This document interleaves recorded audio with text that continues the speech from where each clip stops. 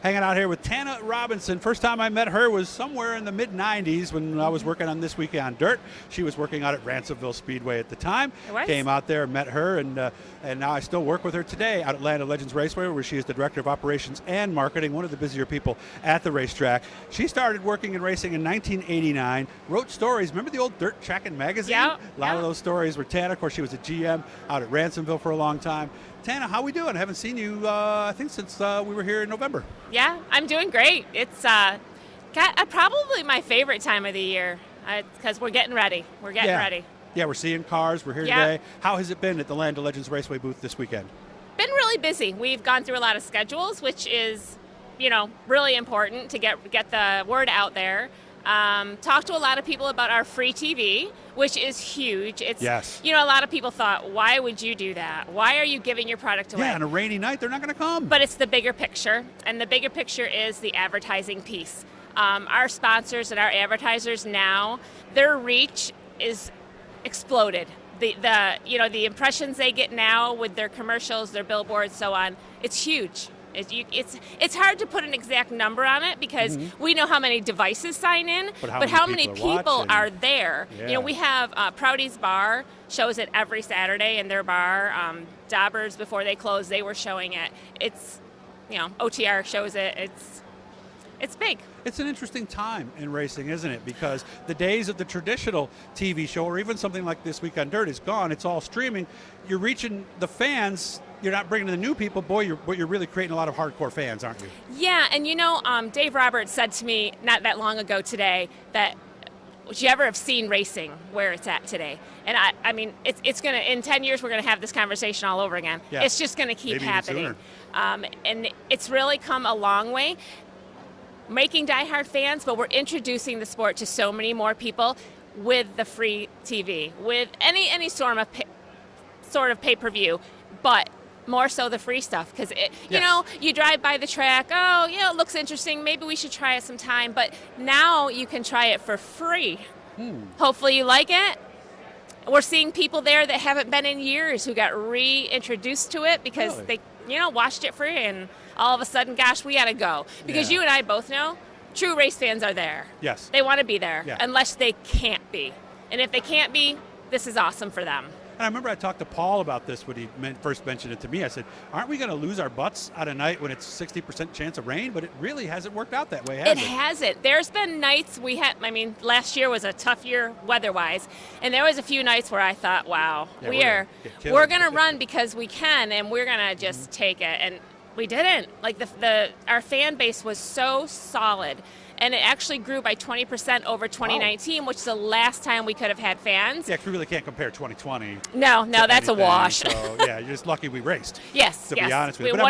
One of the few tracks that just did it anyway. There was that one night, it was kind of iffy anyway, and then it started raining again at like 6:30. I thought for sure we were going to have to cancel because of our curfew. Yep. We have a hard 11 o'clock curfew too. So and you and I had a big discussion on that because I kind of lead towards the safer side because I always think, well, we might lose money, where Tana is more on we run almost all the time. What are the disadvantages and advantages to both of those ways of thinking? Okay, so a lot of that comes down to who we came up with in the sport.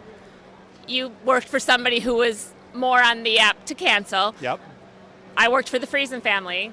And if we could race, we were racing. Okay. If we could race, we were racing. And that's my mentality always. And I know sometimes I have to catch myself and sit back and say, okay, I need to look at the economical side of it and understand that if we're going to lose money, then you really shouldn't open the gates. But I also have the bigger... I have the task of rescheduling all those sponsors. Yeah. I just can't create more booths. And there's no more dates. It becomes a challenge. Yeah. There's also the race fan in me, my favorite days of the week, race day, and you work hard all week. So much work goes in behind the scenes that people don't see. We don't show up on race day and open the gates. No. It's all week long. We're all year. Yeah. There's people say, what do you do in the off season? Really?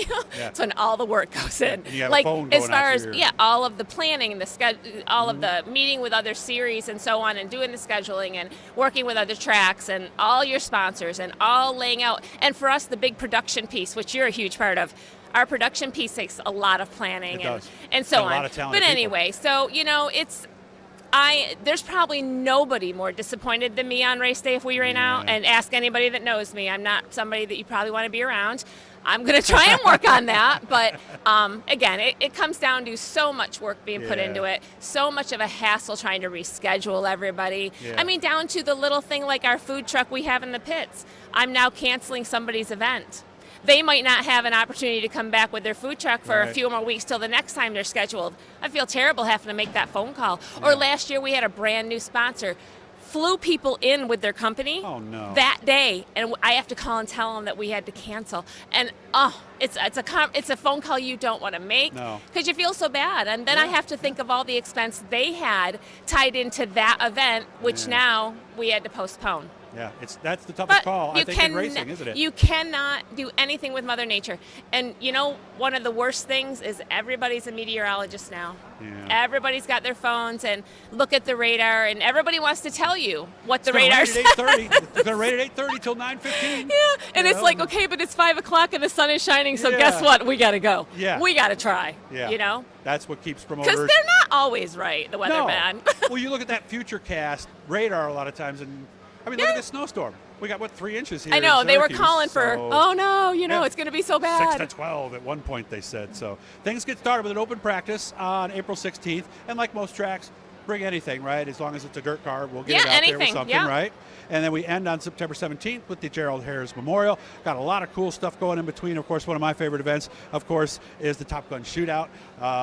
Anything new or different this year that people will notice, Tana? Not really. We're pretty much still status quo.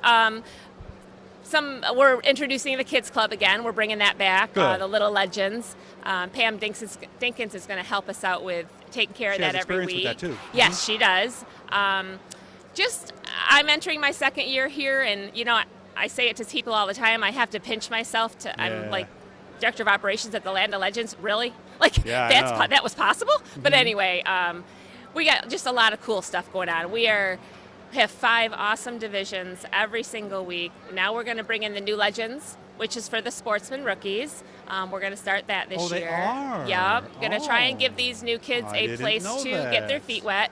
Our big block field is expected to grow by 6 to 8 cars a week from everybody that's talked to us that they're coming in. Alex Payne moving up, Zach Payne moving up. Yep. So it's exciting. I mean, I can't wait. Of course, many you know, we already kicked off our season. We ran the Hangover Enduro. Had to postpone it a little bit. Brought that with you from Ransomville. Yes, yep. It was an event I just was near and dear to my heart. Wanted to see it continue. And it was so much better on the snow in the AC track it's awesome. than the one before with the mud. It was officially the coldest hangover ever. Seriously? Yes. It was negative 12 when I left my house that morning. No. So, that's pretty darn cold. Yeah, that was a little cold. I had a moment of, okay, you're too old for this, but we got her done. And I didn't catch the New Legends thing, so there may be a story on that. I'm not going to tip it now, but there's somebody in my family who just got a new driver's suit, and there might be a reason. You know what? And check out the website. Our rules and regulations for it are going to go up very soon. Okay. The website's all been updated. Lots of new content on there. We added a driver profile page, so we have stories going up almost every week on a different driver. Really trying to, make sure people have a reason to come back and look at it. That's true. And of course, all the time. It's free. You just got to register, go through the process, and then you can watch it. Even if you don't come to Land of Legends, you can sit there at Fulton or Fonda and watch the races while you're watching races in person. The live TV, absolutely free. And even to the archives, for $30, that's the only thing we charge. Well worth it. You get to watch the archives anytime you want all year long. And again, back to that advertising piece. Those commercials, not just on race night. All those archives have everybody's commercials, their billboards, if they're a company night sponsor. I like that. I can honestly say that it is the most, for my experience, it's the most progressed, I guess maybe is the right way to put it, for racetracks. Because of the production and the live feed.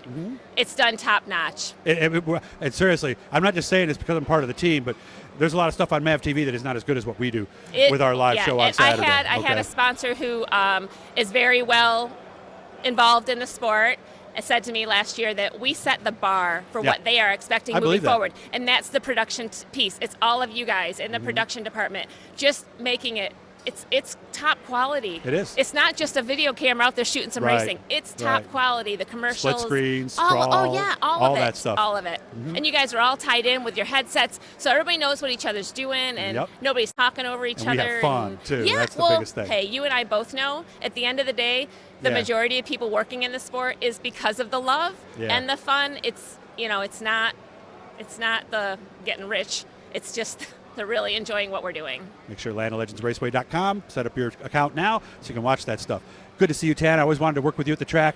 I can't wait to get there again, okay? All right. Thanks, Hit Doug. the blue Thank E, guys. you. Subscribe. Enjoy the rest of the show. Thanks.